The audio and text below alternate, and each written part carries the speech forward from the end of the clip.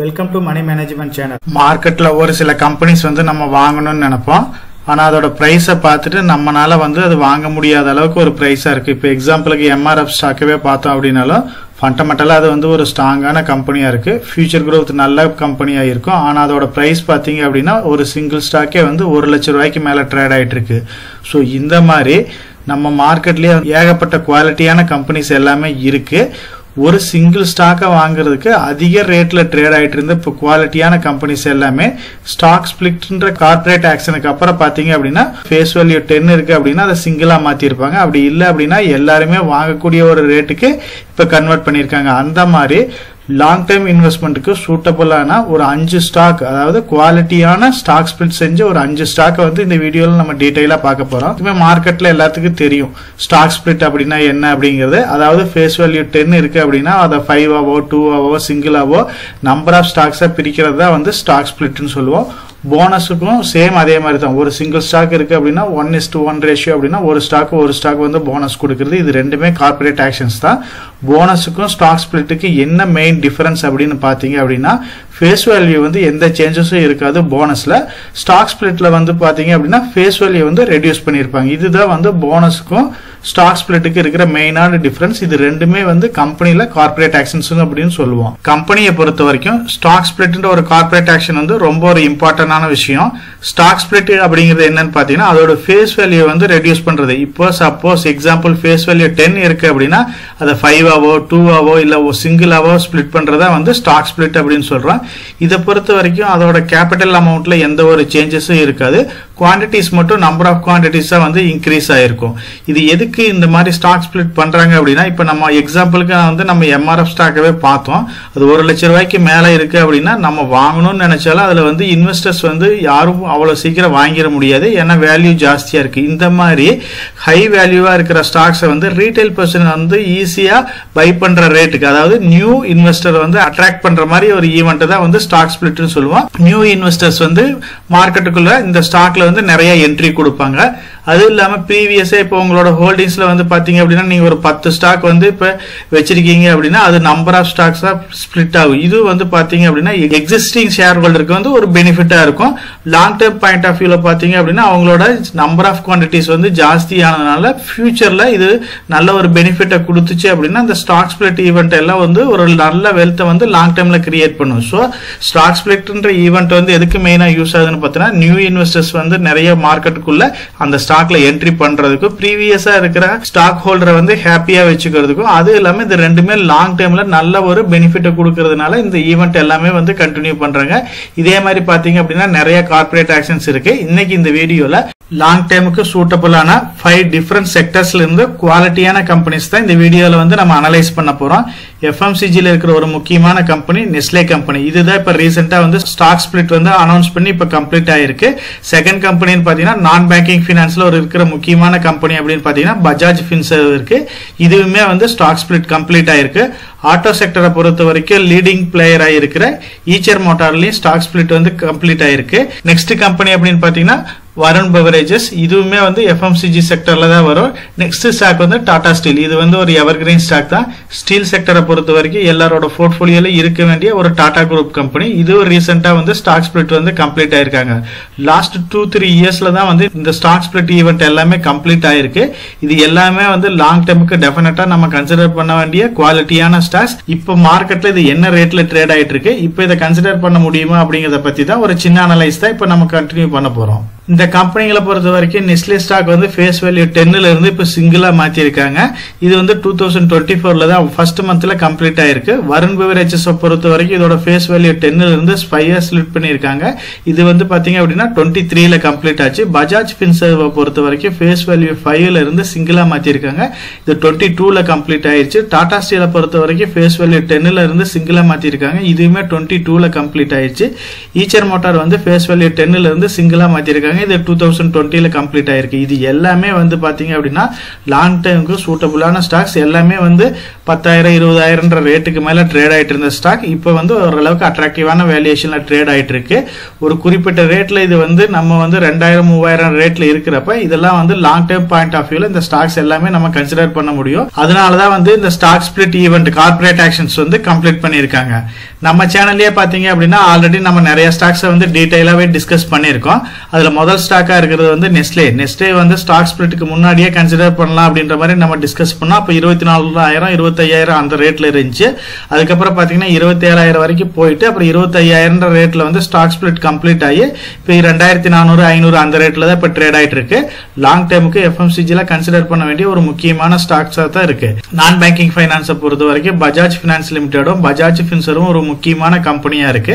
So டெஃபினட்டா இது வந்து நான் பேங்கிங்ல கன்சிடர் பண்ண வேண்டியதுதான். இதுல பஜாஜ் பினான்ஸ் வந்து மார்க்கெட் லீடரா இருக்காங்க. அதுக்கப்புறம் ரன்னரா பாத்தீங்க அப்படின்னா பஜாஜ் ஃபின்சர்வ் இருக்கு. ஸோ இவங்க வந்து மார்க்கெட்ல ஃபர்ஸ்ட் அண்ட் செகண்ட் பிளேஸ்ல இருக்காங்க. பஜாஜ் ஃபின்சர்வ் வந்து 10,000 ரூபாய்க்கு மேல ட்ரேட் ஆயிட்டு இருந்த ஸ்டாக் வந்து ஓரளவுக்கு ஸ்டாக் ஸ்பிளிட் பண்ணிட்டு 1,600 500 அந்த ரேஞ்சில் வந்து இப்ப ஸ்டாக் வந்து ட்ரேட் ஆயிட்டு இருக்கு. டாடா ஸ்டீலை பொறுத்த வரைக்கும் இது அந்த அளவுக்கு பெரிய ரேட்டுக்கு போகல. லாஸ்ட் 10 இயரா வந்து ஓரளவுக்கு பர்ஃபார்மன்ஸ் இல்லாம கீழே போயிட்டு மறுபடியும் 1000 ரூபீஸ்க்கு மேல வந்தோடனே இந்த கம்பெனி வந்து ஸ்டாக் ஸ்பிளிட் வந்து அனௌன்ஸ் பண்ணிட்டாங்க. இப்போ வந்து பாத்தீங்க அப்படின்னா 100 சம்திங் 130 35 அந்த ரேஞ்சில் தான் ட்ரேட் ஆயிட்டு இருக்கு. இப்போ மெட்டல் செக்டர் எல்லாமே நல்லா பர்ஃபார்ம் பண்ணுது. இந்த கம்பெனி வந்து இவ்வளவு நாளா பர்ஃபார்ம் பண்ணாம இருந்ததுக்கு காரணம் இந்த கம்பெனியோட கடன் தான். இப்ப கடன் எல்லாமே குறைச்சிட்டு இருக்காங்க. இன்னும் ஒரு 4 to 5 இயர்ஸ்ல இந்த கம்பெனி எல்லா கடனையும் கம்ப்ளீட் பண்ணிடுவோம் அப்படின்னு அனௌன்ஸ் பண்ணிருக்காங்க. அப்படி கம்ப்ளீட் பண்றப்ப லாங் டர்ம் பாயிண்ட் ஆஃப் வியூல இந்த கம்பெனி வந்து நல்லா பெர்ஃபார்ம் பண்றதுக்கு நிறைய பாசிபிலிட்டிஸ் இருக்கு. ஈச்சர் மோட்டாரை பத்தி எல்லாத்துக்குமே தெரியும். ராயல் என்ஃபீல்டு பைக் வந்து வச்சிருக்கிறவங்க எல்லாத்துக்குமே ஈச்சர் மோட்டாரை பத்தி தெரியும். சோ இதையுமே வந்து ஒரு குவாலிட்டியான கம்பெனி தான். ட்ரக் பிளஸ் புல்லட்ல வந்து இவங்க தான் மார்க்கெட் லீடரா இருக்காங்க. இந்த கம்பெனி வந்து கொஞ்சம் காஸ்ட்லியா ட்ரேட் ஆயிட்டு இருந்துச்சு. இப்போ ஆட்டோ செக்டர்ல வந்து இந்த கம்பெனி வந்து ஸ்டாக் ஸ்பிளிட் பண்ணி எல்லாருமே வந்து அக்குமுலேட் பண்ற ரேட்ல தான் இதுவும் ட்ரேட் ஆயிட்டு இருக்கு. வருண் பிவரேஜஸ் பொறுத்த வரைக்கும் இவங்க பாட்டில் மேனுஃபேக்சர்ல ஒரு முக்கியமான பிளேயரா இருக்காங்க. இவங்க ட்ரிங்கிங் பிளஸ் ஃபுட் இண்டஸ்ட்ரியிலையும் வந்து ஒரு முக்கியமான பிளேயரா இருக்காங்க. இவங்களும் எஃப்எம்சிஜில ஒரு மார்க்கெட் லீடரா வந்துட்டு இருக்காங்க. ஒரு 10 இயர்ஸ்க்குள்ள தான் இந்த கம்பெனி வந்து ஐபிஓ விட்டாங்க. அதுக்கப்புறம் வந்து ஒரு நல்ல ரிட்டர்னை கொடுத்து ஒரு ஸ்டாக் ஸ்பிளிட்டும் வந்து இதுல இப்ப கம்ப்ளீட் ஆயிருக்கு. ஃபியூச்சர்ல வந்து இது எல்லாமே நல்லா டெவலப் ஆகிற இந்த 5 கம்பெனிலையும் வந்து அட்ராக்டிவான பிரைஸ்ல கிடைச்சிச்சு அப்படின்னா நம்ம எந்த ஒரு பாயிண்ட்லயும் வந்து என்ட்ரி கொடுக்கலாம். இப்ப பார்த்த இந்த கம்பெனியுமே வந்து நான் பிஏ ரேஷியோ பிரகாரம் ஷார்ட் லிஸ்ட் பண்ணிருக்கேன். இதுல ஈச்சர் மோட்டாரை பொறுத்த வரைக்கும் இந்த கம்பெனியை பொறுத்த வரைக்கும் இண்டஸ்ட்ரி பிஇ 43 இருக்கு. சோ கம்பெனியோட பிஇ பாத்தீங்க அப்படின்னா 27 இருக்கு. சோ அதர் கம்பெனியை கம்பேர் பண்றப்ப இது கொஞ்சம் வேல்யூஷன் வைஸ் காஸ்ட்லியா இருந்தாலும் நல்ல ஃபண்டமெண்டலான ஸ்ட்ராங்கான கம்பெனியா தான் இருக்கு. இந்த கம்பெனிக்கு கடன் பாத்தீங்க அப்படின்னா வெறும் 416 கோடியா தான் இருக்கு. டெப்ட் ஈக்விட்டி ரேஷியோ 0.03 இருக்கு. சோ ஓரளவுக்கு ரொம்ப குவாலிட்டியான கம்பெனியா தான் இருக்கு. டெப்ட் ஈக்விட்டி ரேஷியோ வந்து ரொம்ப கம்மி தான். இதோட market capital free cash flow compare பண்றப்ப இது வந்து ஒரு கடன் இல்லா கம்பெனியா தான் இருக்கு. லாங் டர்ம் பாயிண்ட் ஆஃப் வியூல டெஃபினட்டா வந்து ஈச்சர் மோட்டாரை கன்சிடர் பண்ணலாம். நெக்ஸ்ட் ஸ்டாக்னு பாத்தீங்கன்னா பஜாஜ் ஃபின்சர்வ். இந்த கம்பெனியை பொறுத்த வரைக்கும் இண்டஸ்ட்ரி பிஇ 21 இருக்கு. கம்பெனியோட பிஇ 35 இருக்கு. கொஞ்சம் காஸ்ட்லியா தான் இருக்கு. மார்க்கெட்ல ஏதாச்சும் ஒரு கரெக்ஷன் வந்துச்சு அப்படின்னா டெஃபினட்டா வந்து கன்சிடர் பண்ணலாம். இந்த கம்பெனி எல்லாமே கடன் வாங்கி தான் கடன் கொடுக்குறாங்க. ஸோ அதனால டெப்ட் ஈக்விட்டி ரேஷியோ நம்ம பெருசா இதுல கன்சிடர் பண்ண தேவையில்லை. வருண் பிவரேஜஸ் பொறுத்த வரைக்கும் இண்டஸ்ட்ரி பிஇ வந்து 37 இருக்கு. ஸோ பிஇ வந்து பாத்தீங்க அப்படின்னா 82 இருக்கு. இது வந்து ஒரு குவாலிட்டியான கம்பெனி தான். இருந்தாலுமே ரொம்ப காஸ்ட்லியா ட்ரேட் ஆகுது. இப்போ நெஸ்லே இந்தியாவும் வருண் பிவரேஜஸும் வந்து எஃப்எம்சிஜில வந்தாலுமே ரெண்டு கம்பெனியுமே ரொம்ப காஸ்ட்லியான ஒரு ரேட்ல தான் ட்ரேட் ஆயிட்டு இருக்கு.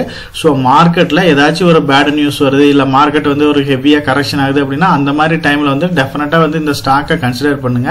இது லாங் டர்ம் போர்ட்ஃபோலியோல உங்களோட வாட்ச் லிஸ்ட்ல இதை போட்டு வச்சுக்கோங்க. எப்ப ஆப்பர்ச்சுனிட்டி கிடைக்குதோ அந்த டைம்ல வந்து என்ட்ரி கொடுங்க.